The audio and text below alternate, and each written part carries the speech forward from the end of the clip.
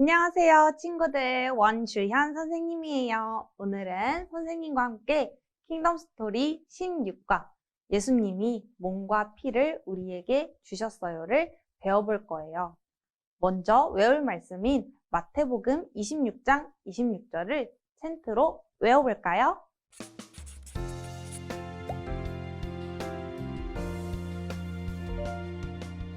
그들이 먹을 때에 예수께서 떡을 가지사 축복하시고 떼어 제자들에게 주시며 이르시되 받아서 먹으라 이것은 내 몸이니라 하시고 마태복음 26장 26절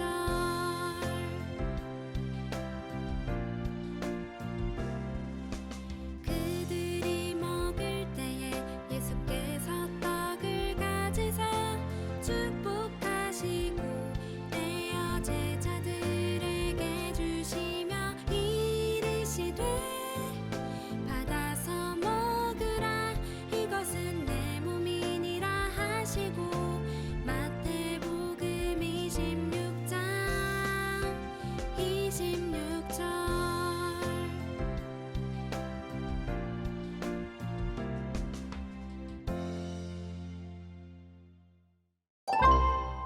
여러분, 우리나라에는 어떤 명절이 있는지 알고 있나요? 명절은 해마다 일정하게 지키며 즐기거나 기념하는 때를 말해요. 토성을 보고 우리나라에는 어떤 명절이 있는지 쓰고 명절의 설명과 명절에 먹는 음식을 바르게 연결해 보세요.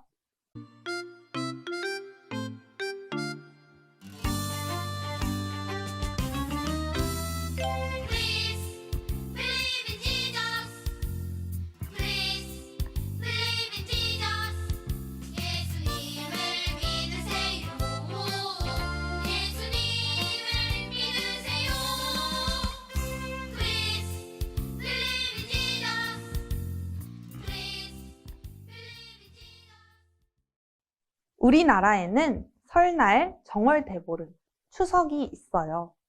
먼저 설날은 한 해의 시작인 음력 1월 1일을 의미하고 이날마다 떡국을 먹지요. 두 번째로 정월대보름은 한 해의 첫 보름달이 뜨는 날로 음력 1월 15일에 지내요. 이 날에는 약밥이나 오곡밥을 먹어요. 마지막으로 추석은 가을 한가운데 달이며 달이 유난히 밝은 좋은 명절이라는 의미가 있어요. 추석에는 송편을 빚어 먹어요. 우리나라에도 명절이 있듯이 유대인에게도 명절이 있어요. 유대인은 유월절이라는 명절에 무교병과 포도주를 먹고 마셔요. 왜 이날에 무교병과 포도주를 먹었을까요? 음식 사진에서 숨은 글자를 찾아 문장을 완성해 보세요.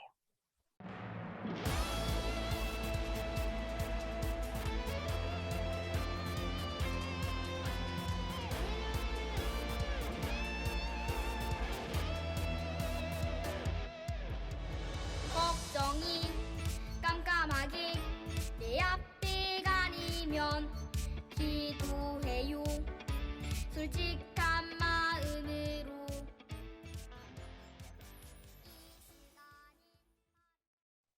유대인은 이스라엘을 애굽에서 구원하신 하나님 나라를 기억하기 위해 유월절에 무교병과 포도주를 마셨어요.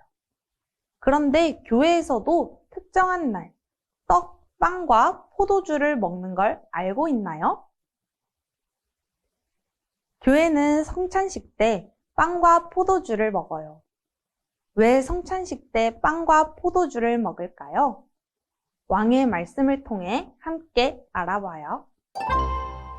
세계 각지에 살던 이스라엘 사람들이 유월절을 지키려고 예루살렘 성으로 모였어요.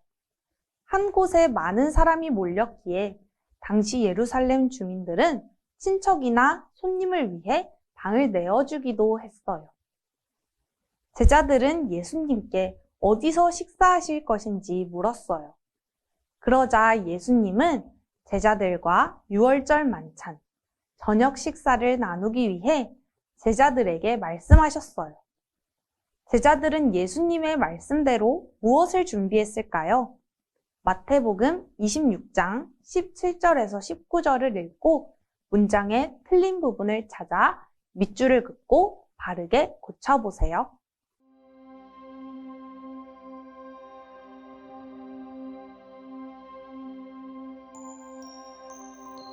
예수님이 지나가실 때 주님하고 부를 수 있다면 예수님이 말씀하시네 가라 내 믿음이 너를 구원하였느니라.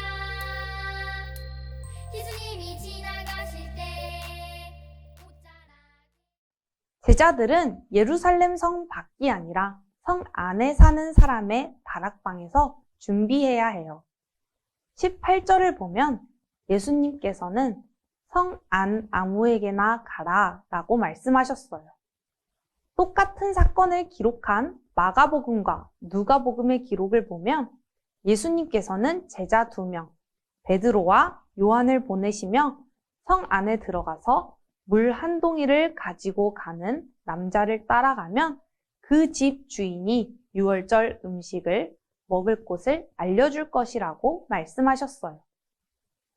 또한 제자들은 초막절이 아닌 유월절을 준비해야 해요. 초막절도 이스라엘의 출애굽과 연관이 있지만 초막절은 이스라엘 백성이 광야 40년 동안 장막에서 살던 것을 기념하는 날이에요. 예수님은 때가 가까이 와서 성 안에 사는 사람의 집, 다락방에서 유월절을 지키기로 하셨어요. 제자들은 자기 마음대로가 아닌 예수님의 말씀대로 유월절 음식을 준비해야 했어요. 유월절은 옛날 이스라엘 백성이 애굽에서 종살이 하던 것에서 벗어나게 하신 하나님의 구원 역사를 기념하는 날이에요. 이날에는 누룩을 넣지 않은 빵과 쓴 나물 등을 먹었고 포도주도 마셨어요. 예수님은 유월절 음식을 드시며 제자들과 이야기를 나누셨어요. 그때 예수님은 제자들에게 깜짝 놀랄 말씀을 하셨어요. 어떤 말씀을 하셨을까요? 스티커를 붙여 그림을 완성하고 말풍선과 같은 색의 단어를 빈칸에 써보세요.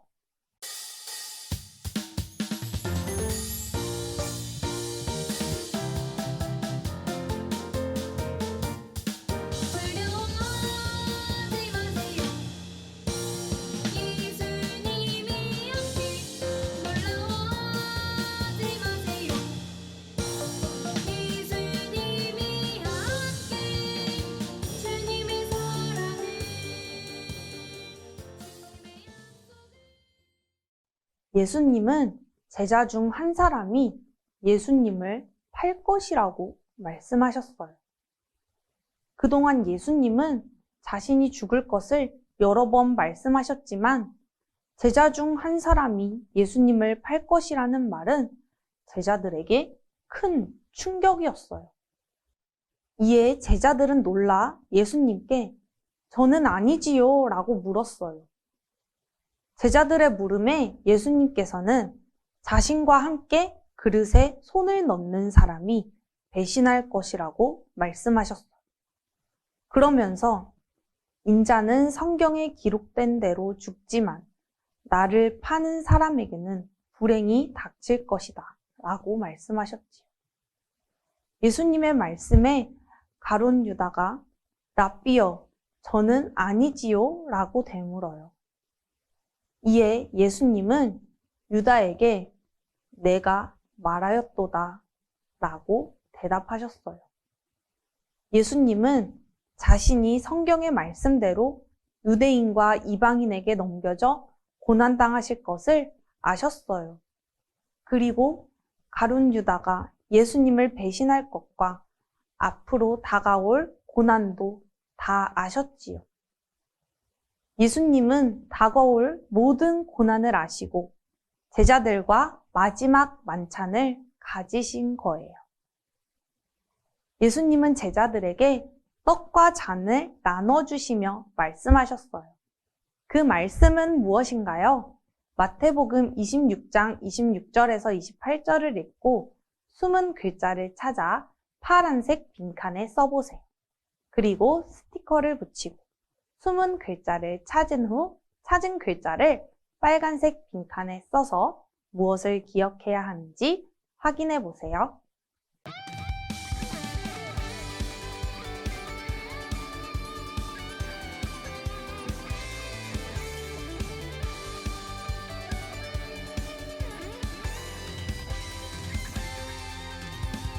예수님이 교회를 얼마나 사랑하시는지 교회를 위해서 자신을 모두 주셨죠. 당시 이스라엘은 6월절 무교병을 먹으며 출애굽을 기억했어요. 이스라엘 백성은 출애굽 당시 급하게 나가야 했어요. 빵에 누룩을 넣고 부풀 시간도 없었기에 누룩을 넣지 않고 구운 빵인 무교병을 먹었어요. 6월절마다 무교병을 먹으며 이스라엘 자손을 애굽에서 인도해내신 하나님의 구원을 이야기하고 기억했지요.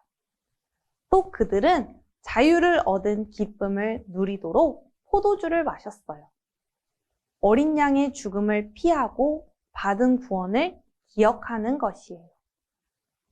이스라엘 백성은 6월절마다 무교병과 포도주를 먹으며 애굽에서 풀려난 구원을 떠올렸어요. 이제 예수님은 제자들에게 손수 떡과 포도주를 나눠주시며 6월절에 기억해야 할 새로운 의미를 알려주셨어요. 먼저 떡의 의미를 살펴볼까요? 예수님께서 축복하시고 떼어 나눠주신 떡은 예수님이 십자가에서 살을 찢으시어 이루신 구원을 기억하게 해요. 십자가에서 죽으신 예수님을 기억하고 먹으며 예수님이 이루신 구원을 누리고 감사하는 거예요. 예수님께서 잔에 부어 제자들에게 주신 포도주는 십자가에서 예수님이 흘리신 피를 생각하게 해요. 예수님은 이 포도주를 죄사함을 얻게 하려고 많은 사람을 위하여 흘리는 바, 곧 언약의 피라고 하셨어요. 오래전 예레미야와 에스겔 선지자가 예언했던 새 언약을 십자가에서 흘리신 피로 인을 치시고 이루신 거예요. 우리는 예수님이 흘리신 언약의 피로 완전히 죄 용서를 받았어요. 이후 예수님의 제자들은 복음을 전하는 곳마다 예수님을 믿는 사람들이 모여 빵과 포도주를 나눠 먹는 성찬을 전했고 무엇을 기억하게 했을까요? 성경을 읽고 같은 색 글자를 빈칸에 써보세요.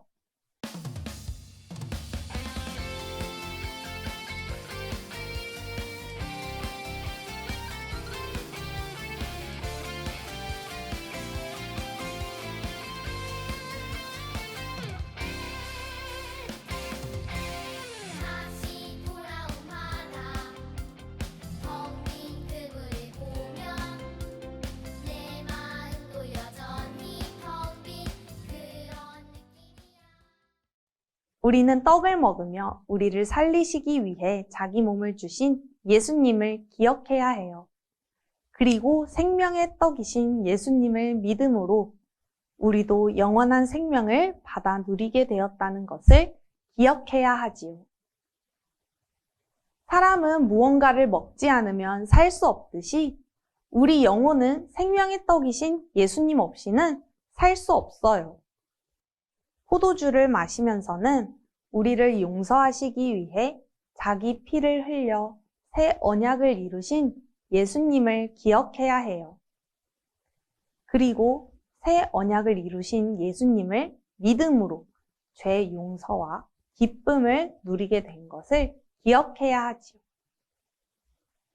예수님이 십자가에서 피를 흘리심으로 새 언약을 이루셨어요. 예수님 덕분에 새 언약 안에서 완전한 죄 용서를 받은 거예요. 그래서 우리는 성찬에 참여할 때마다 예수님이 우리를 위해 하신 일들을 기억해야 해요. 오늘날 교회는 예수님이 가르쳐 주신 말씀을 따라 성찬을 베풀고 있어요. 그렇다면 성찬을 받을 때마다 예수님의 몸과 피를 먹고 마신다는 것은 어떤 의미일까요? 바르게 말을 한 어린이에게 V 표시를 하고 틀린 말을 하는 친구의 말풍선에는 스티커를 붙여 바르게 바꿔보세요.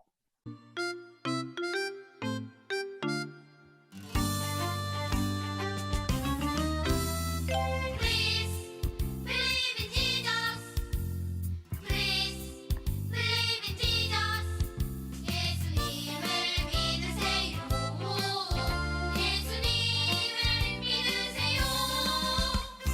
Please believe in Jesus. Please believe in Jesus. 두 번째와 네 번째 친구가 바른 말을 했어요.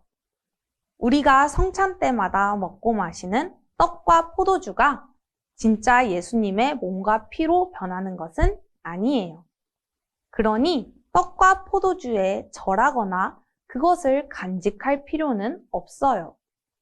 또 떡과 포도주가 예수님의 몸과 피를 상징할 뿐이고 예수님 없이 우리끼리 나누는 것이라는 말도 틀렸어요. 성찬은 단순한 상징만이 아니에요. 예수님이 성령님을 통해 그 자리에 함께 하시고 주님이 베푸시는 실제 은혜가 있어요. 그렇다면 성찬의 진정한 의미는 무엇일까요? 두 번째 친구와 네 번째 친구의 말풍선을 함께 살펴보아요. 우리가 예수님의 말씀을 따라 믿음으로 성찬에 참여할 때 예수님이 성령님으로 함께 하셔서 예수님이 베푸신 모든 복을 주시고 누리게 해주세요.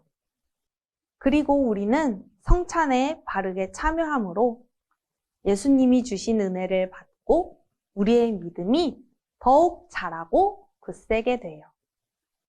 그래서 주님의 몸과 피에 참여하는 성찬은 아무에게나 허락할 수 없어요. 주님의 십자가 희생을 알고 자신을 살피고 회개하며 준비하는 사람만 성찬에 참여할 수 있어요. 그렇다면 예수님은 우리에게 성찬을 베푸시며 어떤 유익을 주실까요? 섞인 글자를 동그라미와 화살표를 사용하여 바르게 고쳐보세요.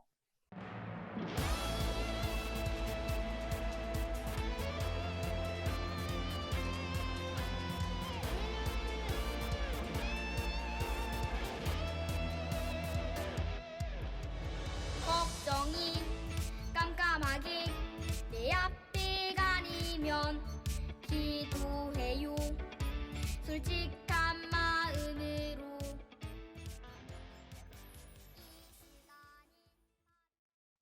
예수님과 우리의 교제가 잘 이루어지고 있음을 보여줘요. 죄인이었던 우리를 구원하신 하나님께 감사할 수 있어요.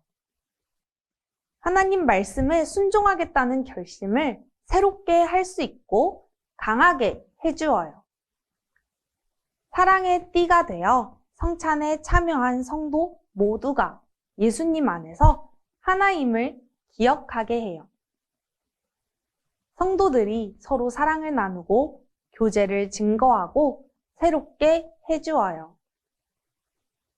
이처럼 우리는 성찬을 통해 예수님 안에서 연합과 교제를 확인할 수 있고 하나님을 향한 감사와 헌신을 드리며 예수님을 믿는 성도가 서로 하나임을 깨닫게 되어요.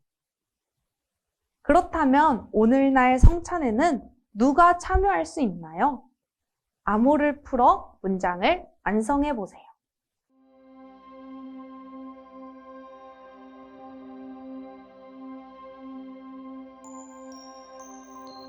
예수님이 지나가실 때 주님하고 부를 수 있다면 예수님이 말씀하시네 가라 내 믿음이 너를 구원하였느니라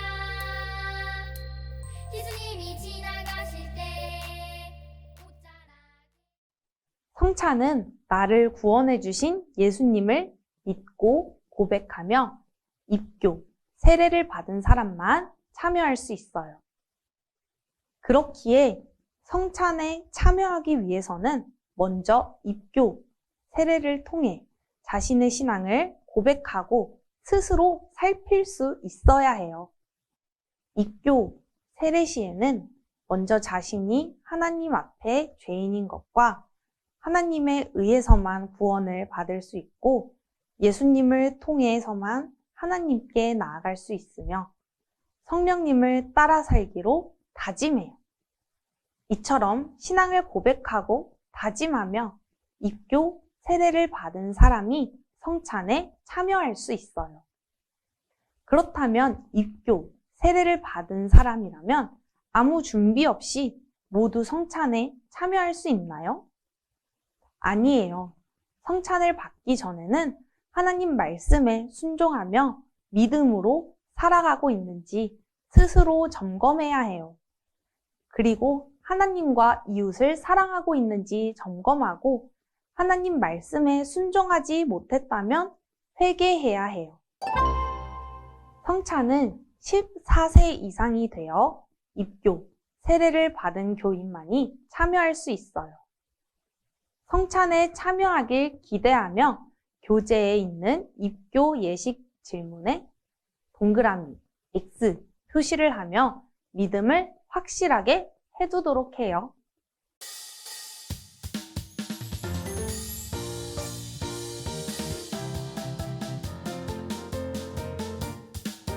두려워하지 마세요 예수님이 함께 놀라워하지 마세요 예수님이 함께 주님의 사랑을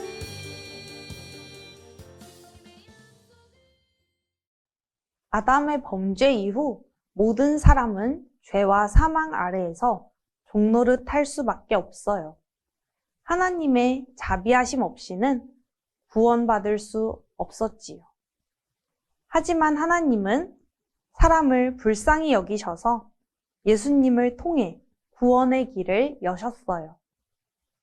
성경은 하나님께서 우리를 위해 주신 하나님의 말씀이에요. 그래서 우리는 성경을 하나님이 우리에게 주신 것으로 믿고 말씀을 따라 살아야 해요. 하나님은 하나님 사랑과 이웃 사랑의 계명을 우리에게 주셨어요. 우리는 하나님의 명령에 순종하며 살아야 해요. 성경은 우리에게 구원받을 하나의 길을 알려주어요. 그것은 바로 우리를 위해 십자가에서 죽으신 예수님을 믿는 것이에요. 우리는 오직 예수님을 믿음으로 구원받고 영원한 생명을 얻어요. 친구들이 질문에 대답한 것을 기억하면서 보기를 참고하여 성찬을 받기 전까지 하나님 앞에서 스스로 점검해야 할 부분과 부족한 부분을 어떻게 고쳐나갈지 계획을 세워보세요.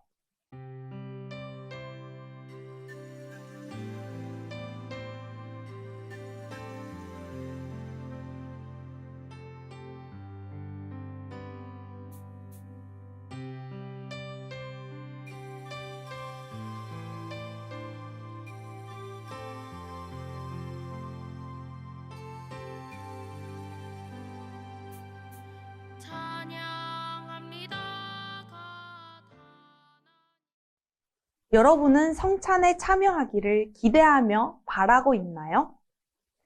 성찬식에 참여할 날을 기대하는 마음으로 선생님이나 부서 교역자님께 물어보며 성찬식 참관 계획표를 작성해 보세요.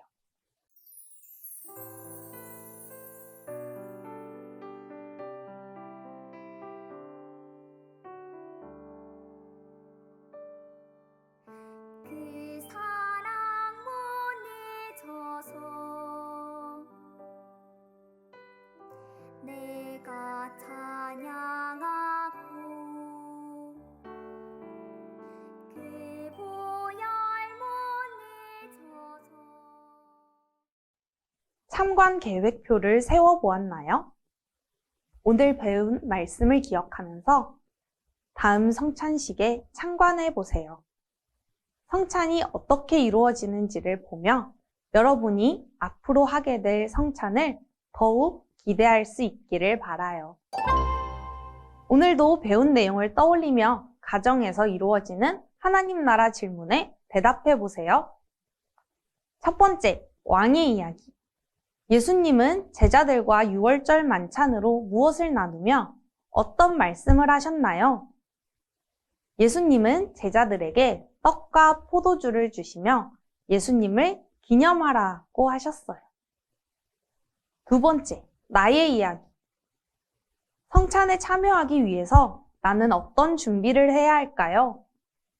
성찬이 무엇인지 바로 알고 기도로 준비해야 해요.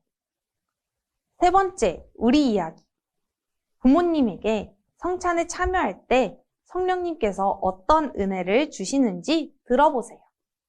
선생님과 함께하는 즐거운 교리문답 시간이에요. 오늘은 웨스트민스터 소교리문답 96문을 함께 배워보아요. 선생님이 질문을 읽으면 대답을 함께 읽어보아요. 성찬은 무엇입니까? 성찬은 그리스도께서 제정하신 대로 떡과 포도주를 주고받음으로써 그분의 죽음을 나타내 보이는 성례입니다. 이 성례를 합당하게 받는 자는 육체적이고 물질적인 방법으로서가 아니라 믿음으로써 그분의 몸과 피에 참여하는 자가 되어 그분의 모든 은덕을 받아 영적 양식을 받아 은혜 안에서 성장합니다. 성찬은 세례와 더불어 예수님께서 직접 제정하신 두 개의 예식이에요. 천주교는 중세 이후 여기에 5가지 예식을 더한 7성례라고 정했고 지금까지 하고 있어요. 견진, 고해, 혼인, 신품, 종부가 그것들이에요. 물론 중요한 예식이겠지만 하나님의 말씀에 근거한 성례는 절대로 아니에요. 예수님이 정하신 성례는 2가지, 세례, 성찬이에요. 세례는 예수님께서 부활하신 후에 제정하셨고 성찬은 예수님께서 잡히시던 밤 유월절 식사 자리에서 제정하셨습니다.